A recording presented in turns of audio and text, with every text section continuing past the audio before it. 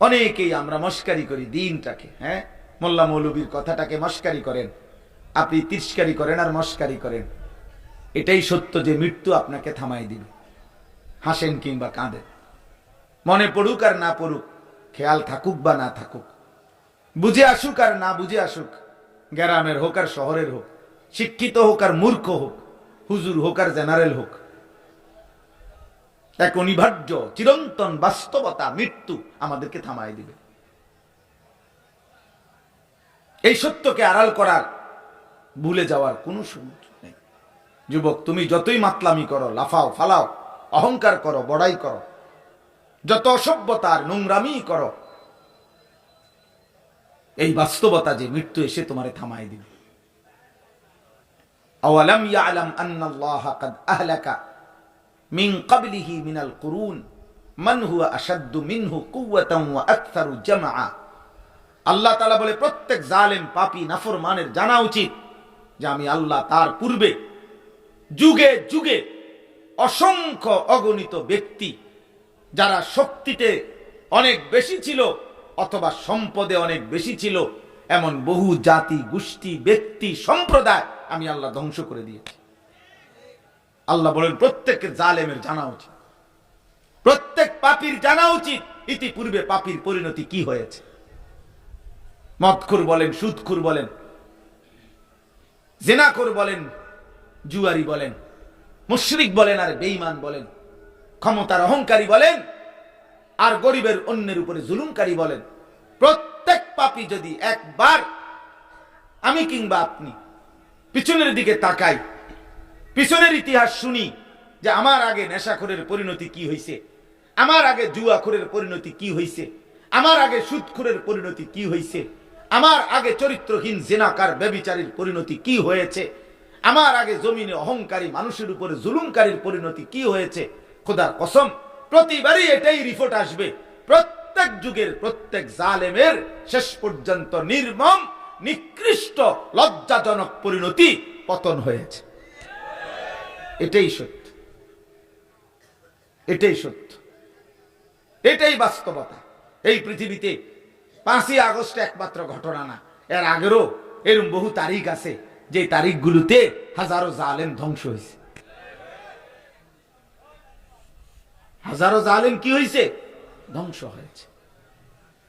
দোস্ত আমার, বন্ধু আমার, কোনোভাবে একজন একজনকে বলি, প্রিয় ভাই আমার, বাবা, চাচা, দাদা, ছেলেরা, পর্দার আড়ালের মা বোন, সবার জন্য বলা কথা, কেউ কোনোভাবে এই সামান্যটুকু দুনিয়া, আমি কিংবা আপনি, কোনোভাবে মাতবরি করেন না। কোন মাতবর, কোন অহংকারী, কোন বেয়াদব পৃথিবীতে ইজ্জতের সাথে থাকে না। ব্যক্তি কিংবা গোষ্ঠী, দল কিংবা সম্প্রদায়, কেউ না, কেউ না, কেউ না। এটাই সত্য। আল্লাহ তাআলা কোরআনুল কারীমের মধ্যে বলছেন, ওয়ালা নুযীকান্নাহুম মিনাল আযাবিল আদনা দুনাল আযাবিল আকবার। বহু জালেম নাফরমানকে আমি চূড়ান্ত আযাব, জাহান্নামের আযাব দেওয়ার আগেই দুনিয়াতে আমি সামান্য আযাব দিয়ে থাকি।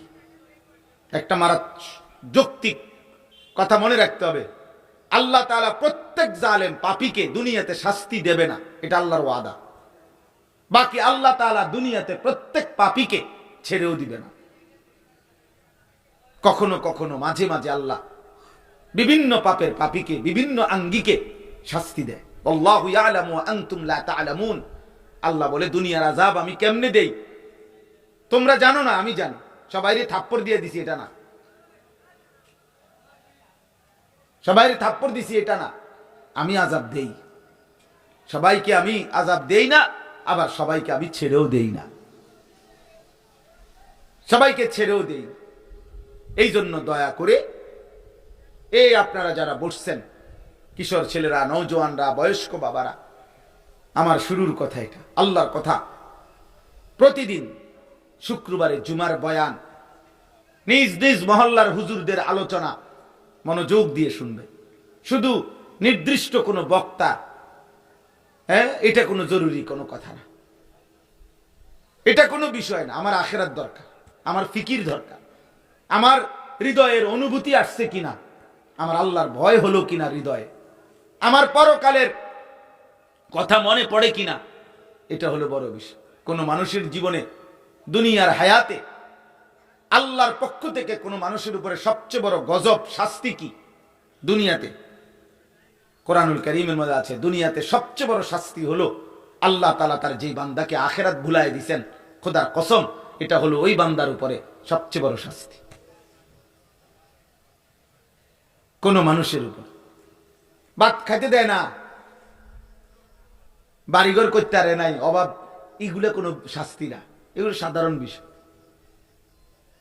ভাত মাছ চাল ডাল পেশাব পায়খানা, দুনিয়ার চাহিদা পূরণ হইলে আপনি ভালো, নাই তো আল্লাহ আপনার উপরে মুসিবত দিছে। না না, দুনিয়ার চাহিদা কুত্তারও পূরণ হয়, কুত্তারও পূরণ হয়। কুত্তাও খায়, ঘুমায়, পেশাব পায়খানা করে, কুত্তারও যৌন চাহিদা পূরণ হয়। নাহলে কুকুরের বাচ্চা হয় কেমনে, শুকরের বাচ্চা হয় কেমনে, ছাগলের বাচ্চা হয় কেমনে? লজ্জাস্থানের চাহিদা যদি পূরণ না হতো, বলেন না, এটা আহামরি কিছু না রে আব্বা। আল্লাহ বলছেন ওয়ালা তাকুনু কাল্লাযীনা নাসুল্লাহা ফাআনসাহুম আনফুসাহুম আই আখিরাতাহুম। তাফসীরে আছে, আল্লাহ বলেন হে ঈমানদার বান্দা, তুমি আমাকে, আমি আল্লাহকে এই পরিমাণ ভুলে যেও না। তুমি যদি আমাকে অনেক দিন ভুলে থাকো, একদিন আমি তোমাকে তোমার আত্মপরিচয় ভুলাই দেব। আত্মপরিচয় মানে আখিরাত, আমি তোমার আখিরাত ভুলাই দেব। কারণ তোমার মূল পরিচয় তুমি আখিরাতের যাত্রী, তোমার মূল পরিচয় তুমি এখানে স্থায়ী না, তোমার মূল পরিচয় তুমি এখানে থাকবা না, তোমাকে অন্যত্র যাইতে হবে। সেই কথাটা মনে থাকা, আমাকে মরতে হবে, আমাকে কবরে পৌঁছতে হবে, আমাকে আল্লাহ তাআলার সামনে হাসরের ময়দানে মুখোমুখি হইতে হবে, আমার আমল মিজানের পাল্লায় ওজন হবে, হ্যাঁ, আমারে ফুলসিরাত পার হইতে হবে, আমারে কিংবা জান্নাত জাহান্নাম একটা যাইতে হবে। খোদার কসম, এই কথা মনে থাকা আমার মঞ্জিল, আমার গন্তব্য, এটা আমার মূল পরিচয়, এটা আমার মূল পরিচয়, এটা মানুষের মূল জীবন। আল্লাহ বলেন আমি সেই পরিচয়টা ভুলাই দেব, ভুলাই দেব। হ্যাঁ হ্যাঁ, আখিরাত বিহীন জীবন জানোয়ারের জীবন, আল্লাহ বিহীন জিন্দিগি, সেজদা বিহীন জিন্দিগি, বন্দিগি বিহীন জীবন, হালাল হারাম বিহীন জীবন। যে জীবনে আল্লাহ নাই, যে জীবনে সেজদা নাই, যে জীবনে আখিরাত নাই, যে জীবনে হালাল হারামের পার্থক্য নাই, খোদার কসম ওই জিন্দিগি কুত্তার জিন্দিগি, কুত্তার জিন্দিগি, কুত্তার জীবন ওইটা। এই জন্য সাফ বললাম বেটা, মুসলমানের বাচ্চা, তোদের যাদের কপালে সারা দিনের একটা সেজদা নাই, তোদের জিন্দিগি জানোয়ারের জীবন বেটা, কুকুরের জীবন, হাইওয়ানের জীবন বেটা। বলে কোত্থেকে বলছেন এত বড় কথা? আল্লাহর কোরআন থেকে, এটা কোরআন শরীফের ডাইরেক্ট আয়াত। ওই জিন্দিগি কুত্তার জীবন, যে জীবন সেজদা দেয় না, যে জীবন মালিক চিনে না, যে জীবন হালাল হারাম বোঝে না, সব এক তার কাছে। কষ্টের টাকাও সুদের টাকা বরাবর, এই পকেটে উপার্জনের টাকাও নেয়, কিস্তির টাকাও নেয়। তো কোনটা হালাল কোনটা হারাম? স্ত্রীকেও দেখে, মোবাইলের নর্তকীও দেখে, তো কোনটা হালাল কোনটা হারাম? হ্যাঁ, মদও খায়, মধুও খায়, কোনটা হালাল কোনটা হারাম? সালামও দেয়, গালিও দেয়, কোনটা হালাল কোনটা হারাম? মসজিদেও যায়, চা দোকানে বসে বসে টেলিভিশনে নর্তকীর নাচও দেখে। কি চাচা, কোনটা হালাল কোনটা হারাম? ওই চাচা, বুড়া মিয়া বলেন না কেন? হ্যাঁ, আল্লাহও ডাকেন, বিড়িও খান, ঘটনা কি তা? কোনটা হালাল কোনটা হারাম? কোনো পাক নাফাক নাই, মুসলমানের কোনো পাক নাফাক নাই, তো কি সেটা? কি সেটা? বরাবর সব।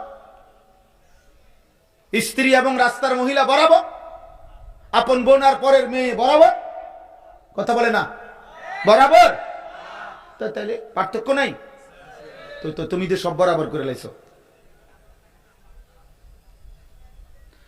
বুঝা গেল বুঝা গেল যার কাছে হালাল হারামের পার্থক্য নাই, তার কাছে আল্লাহর বিধান রসুলের বিধানের কোনো পরোয়া নেই। কিসের আবার বিধান? আমার মনে যা চায় তা, আমার যখন যা ভাল লাগে তা, আমার মনে যা যা, আমার শরীর, ইউর লাইফ ইউর উইশ। ইউরোপের স্লোগান এটা, আমেরিকার, ইউরোপের বেঈমানদের, সমস্ত কাফের মুশরিকের স্লোগান এটা। তোমার জীবন তোমার পছন্দ, লাইফ তোমার পছন্দ, তোমার ইউর লাইফ ইউর চয়েস, তোমার জীবন তোমার চয়েস। এখানে আবার আল্লাহ কি, রাসূল কি, হালাল কি, হারাম কি, পাক কি, নাফাক কি, যার যাকে ভাল লাগে, কার মেয়ে কার ছেলে, দো বাদ দাও, বাদ দাও। বুঝেন না? কোথায় পহেলা বৈশাখ? তো পহেলা বৈশাখ একটি দিন, বছরের নতুন বছরে, তো এটার সাথে বেহায়াপনা, মহিলাগুলো বেপর্দা চলার কি সম্পর্ক? এটার সাথে এটার কি সম্পর্ক? কি অসভ্যতা আর পহেলা বৈশাখ এক হইল কেমনে? গান বাদ্যর সাথে পহেলা বৈশাখ কি? পহেলা বৈশাখ যার, তো 2 বৈশাখ তো তারই, জ্যৈষ্ঠ মাসও তার, আষাঢ় মাসও তার, শনিবারও তার, রবিবারও তার, জানুয়ারি যার, ফেব্রুয়ারি তো তারই। কথা বোঝেন নাই? এই রাত তো একই জনের, এই দিন একই মালিকের, তো এনে আলাদা কি আবার?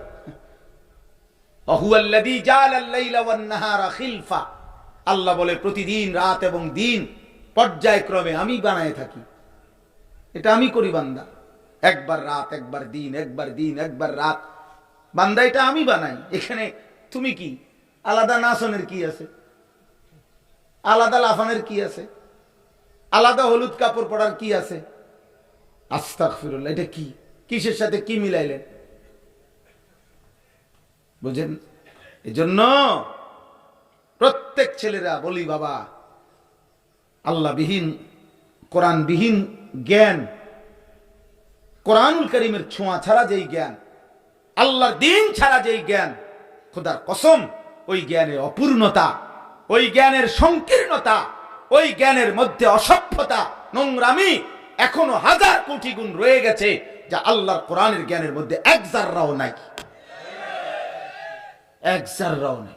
কোন মুমিন তার স্ত্রী, কন্যা, মেয়ে, বিবাহিত হোক অবিবাহিত হোক, কোন মুসলমানের বাচ্চা, কোন ইমানদার মানুষ বাবা হলে, স্বামী হলে, তার স্ত্রী, তার কন্যাকে বেপর্দা, বেহায়া, কিসের এপ্রিল আর কিসের কি, কোন কিছুর নামেই কোন ইমানদার তার কন্যা, স্ত্রীকে বেপর্দা ছাড়তে পারে না।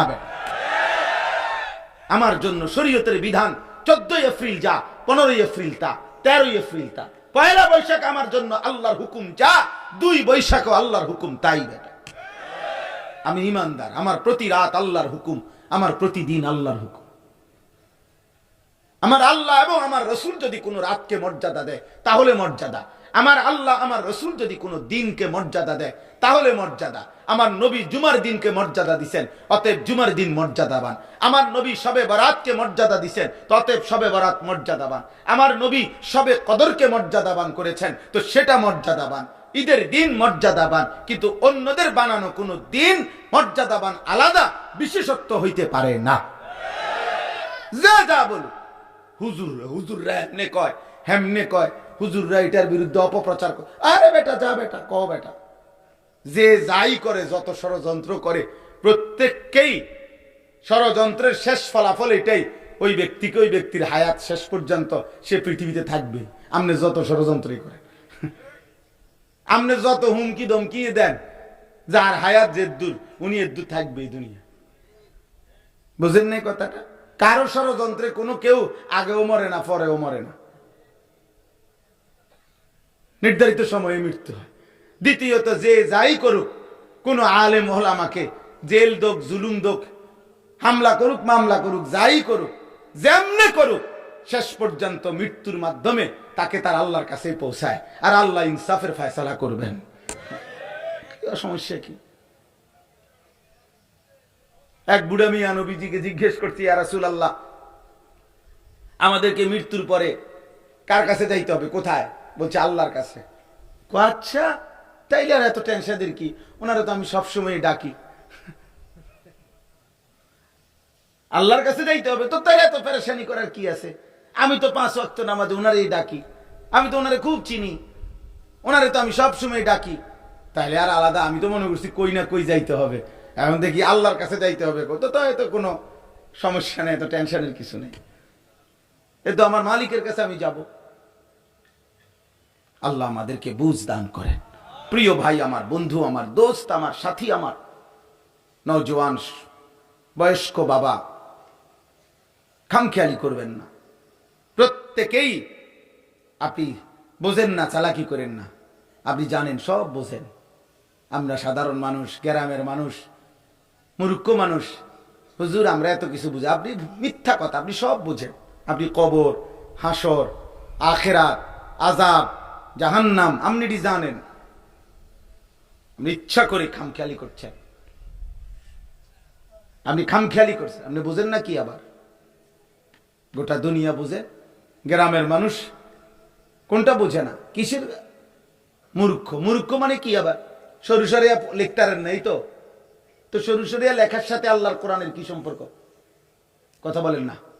কোন ব্যক্তি সরু সরিয়া এবিসিডি জানে না দেখিয়া এবার আল্লাহর কোরআন না জানলেও চলবে? তো তাইলে আপনারাই খামখেয়ালি করবেন, দিন শিখেন, আখেরাত শিখেন। আমি আপনাদের কাছে অনুরোধ করলাম, আলহামদুলিল্লাহ, যেই যুবকরা আয়োজন করেছো ভাই, নওজোয়ান, তোমাদের কাছেও বলি, আব্বা মুসলমানের সন্তান, প্রদর্শনীর কিছু নাই মাহফিলে। তোমরা একটা বড় মাহফিল করছো, যে কোনো একজন বক্তা আসছে, কিছু শ্রোতা হইছে, মানুষ হইছে, এগুলো আহামরি অবাক কিচ্ছু না। বাংলাদেশে লক্ষ লক্ষ মাহফিল হয়, যেখানে লাখ লাখ মানুষ হয়। তুমি নতুন কিছু দেখাইবার কিছু নাই। এই প্যান্ডেল, এই মাইক, এই হরন, এই পোস্টার, এই হ্যান্ডবিল, এই সব কিছুই পুরাতন বিষয় নাকি নতুন কিছু? এনে অভিনব দেখাবার কিছু নেই যে আমরা এটা দেখাই দিলাম। কি দেখাইছেন? কি তা প্যান্ডেল? প্যান্ডেল আর পৃথিবীতে কেউ দেখে নাই। পোস্টার, বক্তা তো আমরা আর বাংলাদেশে কোথাও ওয়াজ করি নাই না, এই শেষ, এই প্রথম, বলেন না? তাইলে এখানে আহামরি কিচ্ছু নেই, বিশেষত্ব আহামরি আলাদা কিছুই নাই। একমাত্র সম্মান, মর্যাদা, ইজ্জত, কামিয়াবি, কৃতকার্যতা, সফলতা, খোদার কসম, যদি আল্লাহর ভয় কলিজার মধ্যে আসে, আমার কিংবা আপনাদের, আয়োজক কিংবা শ্রোতাদের, যার কলিজায় আল্লাহর ভয় আসবে, শুধু সেই সফল, সেই কামি, সেই কামিয়া। বাকিরা ব্যর্থ, বাকিরা ব্যর্থ। ওয়াখাসিরা হুনালিকাল মুবতিলুন। আল্লাহ তাআলা বলে, সমস্ত বাতিল নিশ্চিত ক্ষতিগ্রস্ত।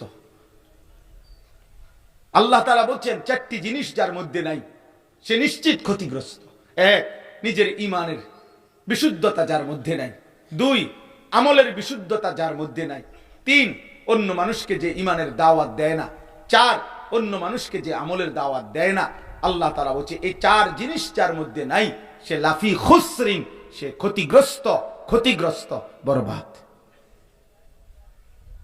সে বরবাদ। আল্লাহ আমাদেরকে বুঝার তৌফিক দান করেন। আমি সবার কাছে অনুরোধ করলাম, আপনারা দিন দিন, কিশোর যুবক ছেলেরা, তোমরা আব্বা, এই অল্প কয়েকদিনের অভিভাবকের খামখেয়ালি, বাবা মার অমনোযোগিতা, এই সমাজ তোমাদেরকে ছেড়ে দিছে। আজ থেকে 30 বছর আগে, প্রিয় ভাই আমার, আমরাও ছোটবেলায়, আমার বয়স 45 বছর রানিং, তাহলে আজ থেকে 30 বছর আগে আমরাও 14-15 বছরের ছেলে ছিলাম। আজ থেকে 35 বছর আগে আমরাও 8-10 বছরের বাচ্চা ছিলাম। আমাদের স্পষ্ট মনে আছে যে আমরা, আলহামদুলিল্লাহ, আমাদের সমাজগুলোতে এমন মুরব্বীরাও ছিল যারা বাচ্চাদেরকে নামাজের কথা বলতো, সামান্য রকমের এলোমেলো চললে শাসন করত, শুধরাই দিত।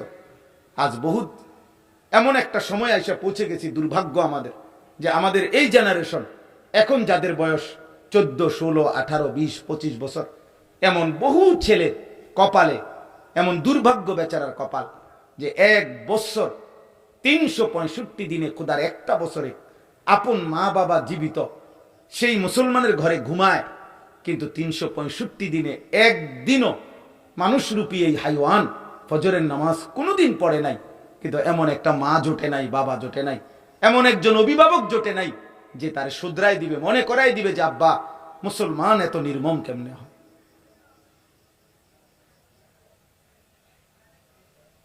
মুসলমান 365 দিন আল্লাহকে কেমনে ভুলে থাকে? এক বছর, আমার 75 বছর বয়সী মা আমারে আজও জিজ্ঞেস করে, আব্বা নামাজ উঠছনি? আলহামদুলিল্লাহ। আমার যখন 2টা সন্তান আছিল, 2টা বাচ্চা, বিবাহিত, আমি ওয়াজ করি, তখনও আমার মা আমারে দরজার কাছে আইসা ফজরের নামাজের জন্য বছরের পর বছর উঠাইছে।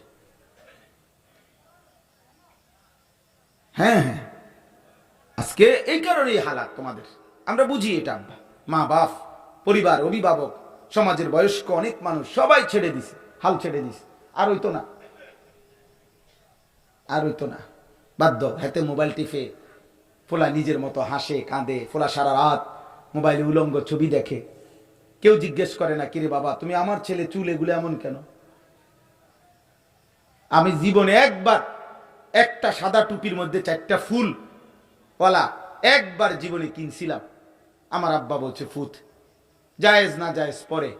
আমি জীবনে বাবা সাদা টুপি ছাড়া কোনোদিন পরি নাই। তুই আমার সন্তান, দেখলো আব্বা, আর কোনোদিন পরি নাই। বাপ আমার খেয়াল রাখছে। আজকে আপনারা অভিভাবক পর্যায়ের যারা আছেন, আপনারা সবাই ব্যস্ত, প্রতিদিনকার বাজার সদাই, সংসারের নিত্যদিনের বাজার খরচ, আর এই ঘর দুয়ার একটু লাইন টাইন করে দিয়ে যাওয়া, ছেলে ফেলে কোন রকম আয় উপার্জন, বিয়ে শাদীর একটা ব্যবস্থা করে দিতে পারা, এটাকেই মনে করতেছেন কাজ। এটাই আপনাদের ফিকির। কিন্তু আমরা মুসলমান হিসাবে খোদার কসম, এটা আমাদের ফিকির ছিল না। আমাদের ফিকির ছিল আমার স্ত্রীর ইবাদত, নামাজ, আমার ছেলে মেয়ের নামাজ। আমি ভাত মিলুক আর না মিলুক, আমি ক্ষুধার্ত থাকি আর না থাকি, আমার সন্তান নামাজ পড়বে, আমার সন্তান আল্লাহ চিনবে। এই কোরআনুল কারীম থেকে আমি বলি আব্বা, হযরত ইব্রাহিম আলাইহিস সালাম, শুনতেছেন আপনারা? ইব্রাহিম আলাইহিস সালামের ঘটনাটা আপনারা সবাই জানেন। হযরত ইব্রাহিম নবী, ওনার স্ত্রী হাজেরা এবং একমাত্র প্রথম সন্তান ইসমাইল, এই স্ত্রী এবং ছেলে ইসমাইল তখন কোলে কোলে নবজাতক বাচ্চা হাজেরা এবং ইসমাইলকে ইব্রাহিম আলাইহিস সালাম অনেক দূরে আল্লাহর ঘর কাবার কাছে আল্লাহর হুকুমে যখন রেখে আসছিলেন, কোরআন শরীফে সূরা ইব্রাহিমের মধ্যে আছে, যেদিন রাখছিলেন, আপনারা সবাই এই ঘটনা জানেন। এই তখন ওই জায়গায় এক ফোঁটা পানি ছিল না, একটা খাবারের এক লোকমা ব্যবস্থা ছিল না, কোনো গাছ, ফুল, ফল, ফসল কিচ্ছু ছিল না, একজন মানুষের অস্তিত্ব ছিল না, শুধু একটা মহিলা আর এই কোলের বাচ্চাটা যাকে রেখে গেছে উনি, এই ছাড়া খোদার কসম সেখানে কোনো মানুষ ছিল না।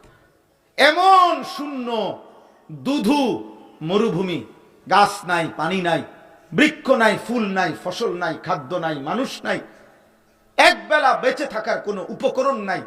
সেই জায়গায় যখন রেখে আসছেন আল্লাহর হুকুমে ইব্রাহিম আলাইহিস সালাম, গল্প শোনা তো সহজ, কল্পনা করে দেখেন বিষয়টা, ভেবে দেখেন, ভেবে দেখেন। আমরা এখান থেকে ঢাকা যাইতে 3বার বাসাত ফোন করে বাইতে, কদ্দুর গেছেন, কদ্দুর গেছেন বলে না এখন। তাহলে ইব্রাহিম আলাইহিস সালাম এক পাশে সরে গিয়ে আল্লাহর কোরআনের আয়াত, ইব্রাহিম আলাইহিস সালাম 2 চোখের পানি ফেলে আল্লাহর কাছে দোয়া করছিলেন। সেই দোয়ার মধ্যে ইব্রাহিম নবী বলছেন, আল্লাহ, গাছপালা তরুলতাহীন এক জায়গায় আপনার ঘরের পাশে আমার স্ত্রী সন্তানকে রেখে গেলাম, তবে মাওলা, রব্বানা ইন্নী আসকানতু মিন যুররিয়্যাতি বিওয়াদিন গায়রি জি যারইন ইনদা বাইতিকাল মুহাররাম, আল্লাহ আপনার ঘরের কাছে গাছপালা তরুলতাহীন, কোনো বেঁচে থাকার উপকরণ বাহ্যিক নাই, এমন একটা জায়গায় রেখে যাচ্ছি, তবে এই মুহূর্তে আপনার কাছে আমি চাই। এই যে বাবা কি চায় দেখেন, একটা স্বামী স্ত্রীর জন্য কি চাচ্ছে, একটা বাচ্চার জন্য তার বাবা কি বলতেছে। তখন কোরআন শরীফের আয়াত, ইব্রাহিম নবী বললেন, রব্বানা লিয়ুকিমুস সালাহ, আল্লাহ আমার চাওয়া আপনার কাছে আমার স্ত্রী সন্তান যেন মৃত্যু পর্যন্ত নামাজ আদায় করে। কি আদায় করে? কোরআন শরীফের আয়াত, ইব্রাহিমের দোয়া। যে মুহূর্তে এক লোকমা খাবারের ব্যবস্থা নেই, এক ঢোক পানির ব্যবস্থা নেই, উনি জানে এটা মালিক যদি হায়াত দেয় এগুলোর ব্যবস্থাও করবে, হায়াত না দিলে এটি থাকবে কি? কথা বুঝেন নাই আপনি? আর যদি আল্লাহ হায়াত দেয় তো আসবাবের ব্যবস্থা, প্রয়োজনীয় উপকরণের ব্যবস্থাও তিনি কি করবে। এগুলো আমার টেনশন না, এগুলো যিনি সৃষ্টিকর্তা তার টেনশন। আমার টেনশন হলো নামাজ, আমার জিম্মাদারি হলো ইবাদত। তাইলে বলে ইব্রাহিম আলাইহিস সালাম কাবা ঘর বানাইয়া দোয়া করছে, কোরআন শরীফে আছে, অমিন যুররিয়াতিনা উম্মাতাম মুসলিমাতাল লাক। আল্লাহ, আপনার ঘর বানাইয়া আমি চাই কিয়ামত পর্যন্ত আমার সন্তান ইসমাঈলের বংশধারায়, আমার বংশে এমন একটা দল, এমন একটা সম্প্রদায় যেন থাকে যারা মুসলমান, এরকম আমার বংশধারা যেন কিয়ামত পর্যন্ত থাকে। এমন যেন না হয় 200 বছর পরে, 300 বছর পরে আমার বংশে আর কেউ ইমানদার নাই, আর কেউ আল্লাহ চিনে না। এই পৃথিবীতে হাজারো লক্ষ ফ্যামিলি এমন আছে যাদের পূর্বপুরুষ দিনদার ছিল, এ বেটার দাদা ভালো মানুষ ছিল, তার দাদার বাপ নামাজি ছিল, মসজিদের মুয়াজ্জিন ছিল, কোন আলেমে দ্বীন ছিল। হতে পারে 70 বছর পরে আইসা ফ্যামিলির এখন আর একজনও নামাজ কি জিনিস, সেজদা কি জিনিস চেনে না। আমি দেখছি, এমন আমার চোখে দেখছি, আমার চোখে দেখছি। ইব্রাহিম আলাইহিস সালাম বলছে, আল্লাহ এমন যেন আমার বংশধর না হয়। কি দোয়া করছেন? বংশধরের জন্য, সন্তানের জন্য। ইব্রাহিম আলাইহিস সালাম দোয়া করছেন, আয় আল্লাহ ওয়াজনুবনি ওয়া বানিয়া আন না'বুদাল আসনাম, আমাকে এবং আমার বংশধরকে কিয়ামত পর্যন্ত মূর্তি পূজা থেকে হেফাজত করে। সন্তানের জন্য দোয়া করছে, শিরিক মুক্ত ঈমান চাইছেন। ইব্রাহিম আলাইহিস সালাম দোয়া করছেন, রব্বি জাআলনি মুকিমাস সালাহ ওয়া মিন যুররিয়াতি, কোরআনের আয়াত। আল্লাহ, আমাকে পূর্ণ নামাজি বানান, আমার বংশধরগণকেও পূর্ণ নামাজি বানান। কোরআনুল কারীমে আল্লাহ বলছে, ওয়া'মুর আহলাকা বিস-সালাহ, আপনি আপনার পরিবারের সদস্যদেরকে নামাজের আদেশ করুন, ওয়াসতাবির আলাইহা, এবং নিজেও নামাজের উপরে মজবুত থাকুন। লা নাসআলুকা রিজকা, সুবহানাল্লাহ। আল্লাহ বলে, বান্দা শুনো, বাপ কিংবা ফুত, মা কিংবা মেয়ে, তোমাদের কারো রিজিকের জন্য তোমাদের কেউ আমাকে সাহায্য করতে হবে না, সহযোগিতা করতে হবে না। নাহনু নারযুকুক, বাবা ছেলে মা মেয়ে পরিবারের সবাইকে আমি আল্লাহ একাই রিজিক দেব। আমি দেখব বিষয়টা, আমি দেখব। বান্দা তুমি সেজদার ফিকির করো, আমি না, আমি রিজিকের ফিকির করব। কোরআনুল কারীমের মধ্যে আল্লাহ তাআলা সান্ত্বনা দিতে গিয়ে 2 বার বলছে, আজীব একটা আয়াত আছে। আল্লাহ বলছে, হে অভিভাবক, নাহনু নারযুকুকুম ওয়া ইয়্যাহুম, আমি তোমাদেরকেও রিজিক দেব, বাবা মা তোমাদের সন্তানদেরকেও রিজিক দেব। আরেক আয়াতে উল্টাইয়া বলছে, নাহনু নারযুকুহুম ওয়া ইয়্যাকুম, আমি আল্লাহ আগে বলছে, আমি আল্লাহ তোমাকে সন্তানদেরকেও রিজিক দেব, তোমাদেরকেও রিজিক দেব। দোনোভাবে কথাটা বলছে। অর্থাৎ একবার যদি বলে বাপ, যদি বলে ফুত, তোরে যদি সব দিয়া লাই আমি খামু করতে, আল্লাহ বলে না, আমি তোমারও খাওয়াম। আবার যদি বাপ বলে আমি পাইলে পাইলাম, না খাইলে খাইলাম, আমার ফুতে যেন কষ্ট না পায়, আল্লাহ বলে তোমারে ওয়াদা দিলাম তোমার ফুতেরও খাওয়াম। কোনো টেনশন করো না বান্দা, আমি তোমারও সৃষ্টিকর্তা, সন্তানেরও কি সৃষ্টি, আমি সবার রিজিক দাতা। তাহলে আমাদের জিম্মাদারি হচ্ছে আমাদের স্ত্রী সন্তানের ইবাদত, আমাদের স্ত্রী সন্তানের নামাজ, আমাদের জিন্দিগি। আজ আমরা সব ভুলে গেছি, অভিভাবকরা অভিভাবকের দায়িত্ব ভুলে গেছি। কিশোর নওজোয়ান ভাই, তোমরা একটা ছোট্ট মোবাইল পাইয়া এই কয়টা নারী ছবি, অশ্লীল দৃশ্য, বেঈমান মুশরিকদের প্রচারণা, ফেসবুক আর ইউটিউব দেখতে দেখতে এমন সুন্দর আখলাক, চরিত্র, জিন্দিগি এই রাত দিন তোমরা শেষ করে দিচ্ছ। আহা, হায় হায় হায় হায়। আজকে এক অভিভাবক কাঁদতেছে, কয় যে হুজুর আর মাত্র 2 পারা কোরআন শরীফ পড়া বাকি। ছেলেটার কাইন্দা বলতেছে আর মাত্র 2 পারা, কিন্তু এই পরিমাণ মোবাইল আসক্ত হয়ে গেছে, এখন আর সে পড়বে না। হা হা, মায়ের চোখে কি পরিমাণ পানি, বাবার চোখে কি পরিমাণ পানি। একটা একটা ছেলে বলো ভাই, যারা এক ওয়াক্ত নামাজ পড়ো না, এই তোমার মায়ের স্বপ্নের প্রতিদান। সারা রাত সারা দিন যারা নারী ছবি অশ্লীল দৃশ্য দেখো, প্রিয় ভাই বলো, মায়ের 2 বছর যে দুধ পান করাইছে, বুকের দুধ, সে মায়ের বদলা দিলা এটা এই নর্তকী দেখে? 9 মাসের গর্ভের বদলা দিলা এটা? এই ছিল মায়ের স্বপ্ন? কল্পনা করে কোন মা তার কোলের বাচ্চাটাকে নিয়ে এই স্বপ্ন ছিল যে আমার ছেলেটা 14 বছর 16 বছরে মোবাইল দেখবে, নর্তকী দেখবে, উলঙ্গ ছবি দেখবে, জেনা ব্যভিচারের দৃশ্য দেখবে, আল্লাহকে একটা সেজদাও দিবে না, 365 দিনে খোদার 1 বছরে কোনোদিন ফজরের নামাজ পড়বে না। এই ছিল বাবার স্বপ্ন? কথা বলে না। এই ছিল মায়ের স্বপ্ন? এই জন্য কারো যদি দিল লাগে, একজনেরও যদি অনুভূতি জাগে, তাহলে এটা মনে রাখতে হবে, আমরা কিন্তু আমাদের সামনের চলার পথ কবর, আমরা কিন্তু ঠেকাইতে পারবো না, এটা থামানোর সুযোগ নাই বাপ। মৃত্যু আসবেই, কবর আসবেই, আযাব আসবেই। কোরআনুল কারীমে আল্লাহ বলছেন, আহা, আল্লাহ তাআলা বলছেন প্রত্যেক জাহান্নামী যখন জাহান্নামে তাকে ফেলা হবে, তো সে 3টা জিনিস দেখবে। 1 নাম্বার হলো জাহান্নামের বিকট চিৎকার, গর্জন শুনতে পাবে, এমন ভয়ানক গর্জন যা এই সৃষ্টিতে কোনোদিন শুনে নাই। 2, ওয়াহিয়া তাফুর, জাহান্নামী দেখবে আগুনের ভিতরে এই ধাউ ধাউ লেলিহান আগুন তাকে উথরাইয়া জাহান্নামের মধ্যে ঢেউ খেলাইতেছে। 3 নাম্বার, তাকাদু তামাইয়াজু মিনাল গাইজ, আল্লাহ বলে মানুষ যেমন কথায় বলে রাগে গুসায় ফেটে যাচ্ছে, আল্লাহ তাআলা বলেন জাহান্নামে ফেলা হবে নাফরমানকে। জাহান্নামের আগুনের একটা ধাক্কায় জাহান্নামের শরীরের প্রত্যেকটা রেজা রেজা টুকরা টুকরা আলাদা হয়ে পুরা আগুনে ছিন্ন ভিন্ন হয়েছে। আবার জুড়বে, আবার আযাব হবে। তাদউ মান আদবারা ওয়া তাওয়াল্লা ওয়া জামাআ ফাআওয়া, আল্লাহ তাআলা বলে জাহান্নামের আগুন প্রত্যেক নাফরমান হাসরের ময়দানে এদিক সেদিক ছুটতে চাইবে।